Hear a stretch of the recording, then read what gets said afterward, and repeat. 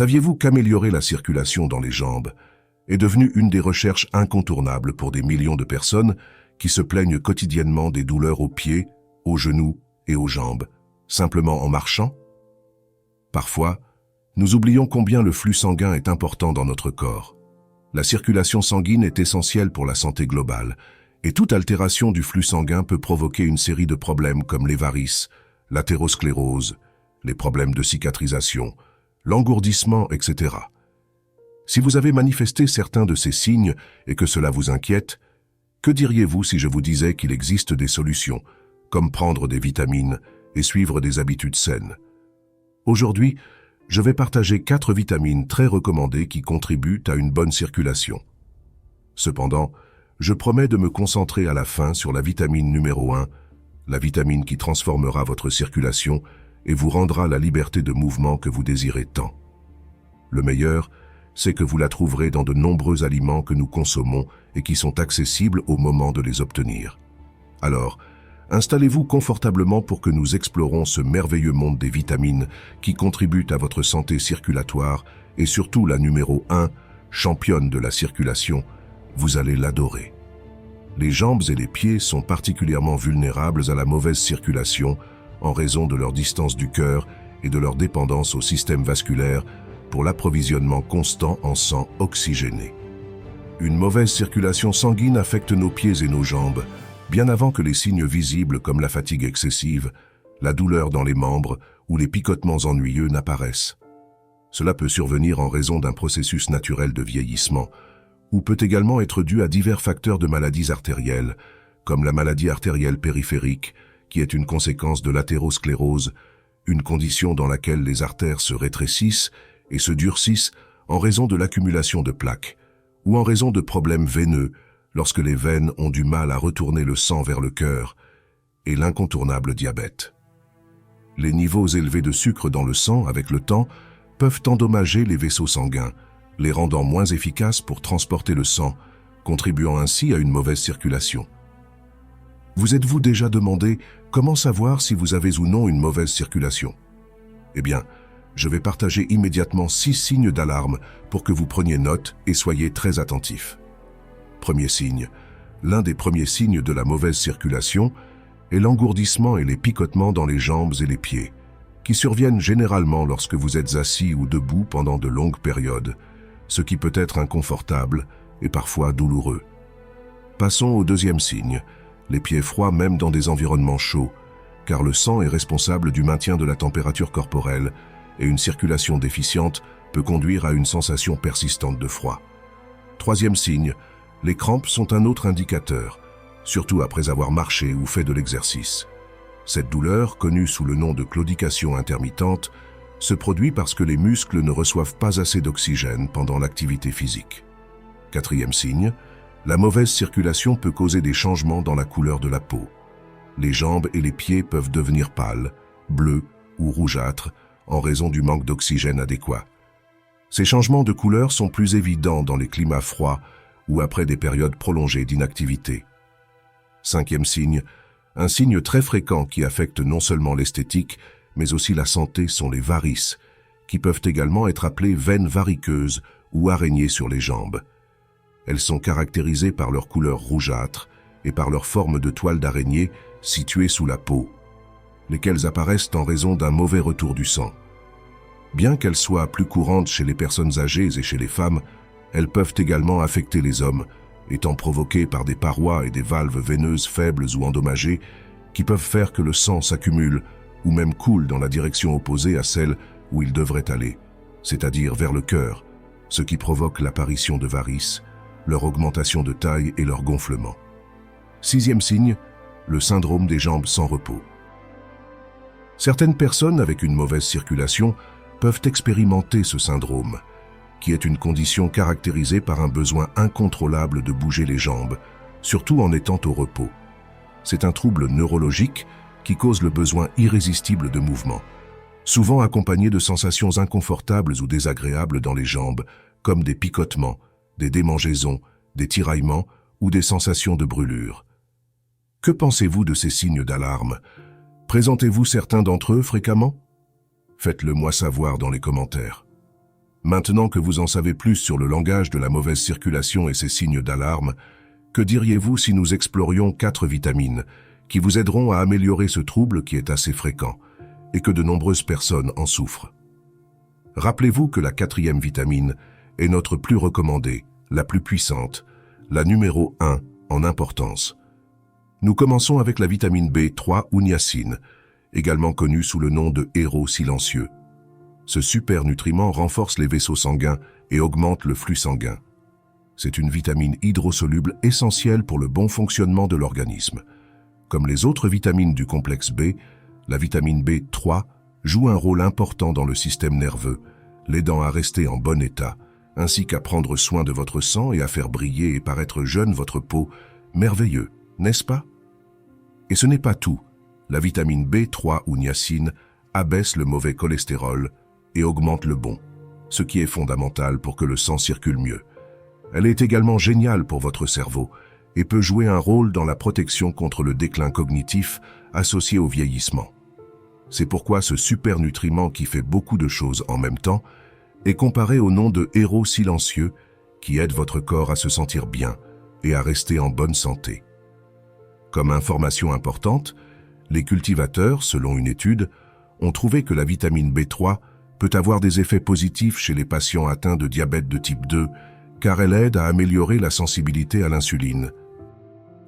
Cette vitamine, vous pouvez la trouver dans des aliments comme le poulet, le poisson, le thon, les œufs, la betterave, les lentilles, les noix, les graines et les légumineuses. Elle est également présente dans les produits de boulangerie et les céréales fortifiées en vitamines. Bien que ces bienfaits soient surprenants, comme toutes les vitamines, il faut faire attention à ne pas en prendre trop. Si vous dépassez la dose de niacine, votre peau peut devenir rouge et sentir chaud pendant un moment, à moins que vous ne vouliez ressembler à une tomate ail. Il vaut mieux ne pas dépasser la dose de niacine ou de vitamine B3. Passons à la 2e vitamine, la vitamine C. En plus de renforcer le système immunitaire, la vitamine C ou acide ascorbique aide à éviter les caillots de sang en soutenant la fonction adéquate des cellules qui recouvrent les vaisseaux sanguins. Elle est fondamentale pour la production de collagène, une protéine structurale qui aide à maintenir l'intégrité des vaisseaux sanguins. Le collagène renforce les parois des artères et des veines, ce qui peut aider à prévenir l'apparition de veines variqueuses et d'autres conditions liées à la circulation. En renforçant les vaisseaux sanguins et en réduisant l'inflammation, la vitamine C peut aider à améliorer le flux sanguin dans les membres inférieurs. Cela peut être bénéfique pour les personnes qui rencontrent des problèmes circulatoires tels que les jambes fatiguées ou le syndrome des jambes sans repos.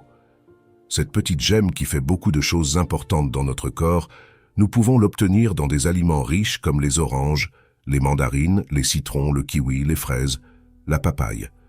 En plus de cela, d'autres aliments qui apportent également de la vitamine C, mais en moindre quantité, sont la laitue, l'artichaut, l'ananas, la banane ou plantain, l'épinard, l'avocat, la pomme, la carotte, les prunes, la citrouille et la betterave. Il convient de mentionner que pour maintenir la quantité de vitamine C des aliments, il est important de consommer les fruits, les légumes et les jus frais.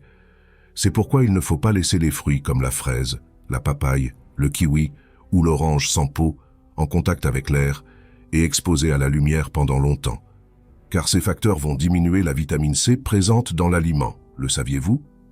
Mais combien de vitamines devons-nous consommer chaque jour?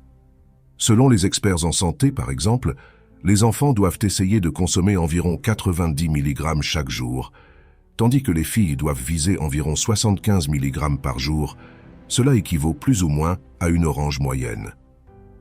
Le rapport varie selon les habitudes de vie de la personne, ainsi que selon l'âge et le sexe.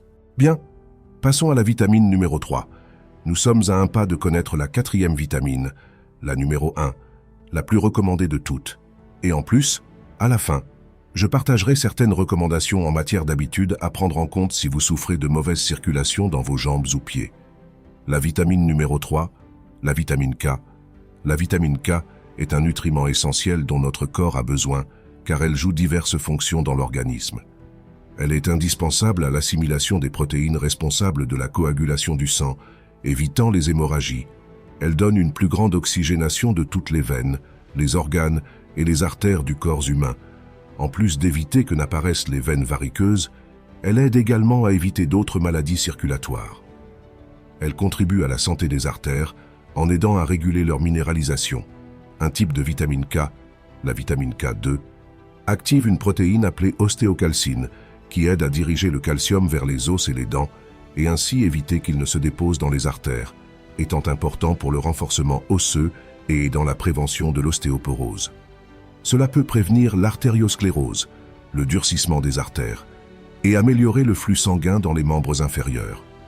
La phyloquinone, ou vitamine K, est la forme principale de cette vitamine et se trouve principalement dans les légumes de couleur vert foncé comme les brocolis, les choux et les épinards, en plus de certains fruits comme le kiwi, les fraises et les raisins. En plus de ces aliments, la vitamine K se trouve également dans les noix, les châtaignes, les pistaches, les viandes, les fromages et les grains de soja.